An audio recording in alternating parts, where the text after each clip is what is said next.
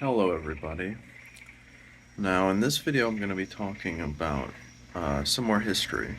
As I was talking about history in my last talk, which was number 5, this talk and the next talk, so number 6 and number 7, are going to be about my past theories, because I had 3 main theories before I had my current contemporary theory. Um, and that's been over a little over 3 years now, or somewhere around there. Uh, so my first theory, as I talked about in Talk 5, was the realms theory. The second theory that I came up with was sort of very, very underdeveloped, even more underdeveloped than the realms theory. And the realms theory wasn't particularly developed in any way, as you know. Um, so this theory was sort of like I didn't even know for sure what um, I thought it was. But to put it simply, I felt like I was in a simulation.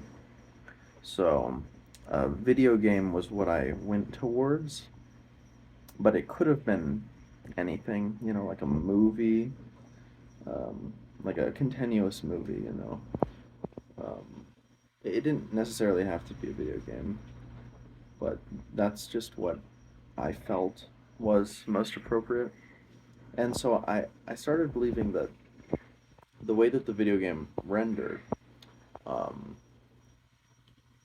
that the feeling of me being in another realm was actually just culling of the outside environment, and that's why it felt like I was so disconnected from reality, because reality literally was not technically non-existent. Like that would explain why I had to visit these realms in such specific places where I was cut off from other people, right? So not a bad start. It kind of makes sense. But you start running into serious issues very, very quickly. And it also doesn't answer very many questions. For instance, it does not answer anything related to my self-harm. It gives no information about that. And then when it comes to the rendering type stuff, I mean, why would it be rendering based off of me? I always assumed that the video game would be sort of like a third, sort of like The Sims, I suppose. And so if that's the case, it wouldn't be based off of me, it would be based off of the player's view. So why would I have anything to do with it? There were just a lot of issues that I ran into with this theory, and it's why it was one of the quickest abandoned. Uh, I stopped like properly believing in this theory within a month. It was very quick coming in and going. It was something I had always thought about before, possibly being in some kind of simulation. And while it provided some like immediate relief and answers, it was clearly not correct. Very clearly not actually what's going on here. And fair enough. To be honest, I'm not particularly upset that that isn't the case, because if that was the case, I feel like there would be a pretty limited amount of information I could gather compared to some of my other theories. Um, Now, looking back on this theory, just like the first theory, it serves as a sort of as an important thing to look back on. That jumping to conclusions is never correct. This is the number one thing I have learned so far in this journey, is that jumping to conclusions is never right. It's never a good idea to um, take the first thought that you have and just assume that to be true and run with it. Um,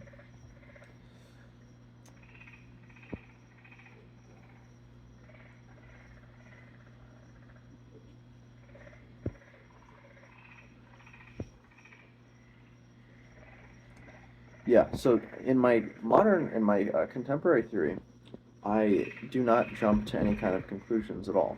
And I'm very much like, even during this second theory, I was still doing that kind of labeling thing. where I wanted to label everything, and instead of labeling things as just objective kind of like descriptors, I labeled them as things that came to my head, and just didn't really make any sense. I was still doing that during this theory, and there's a big difference between that and what I do now.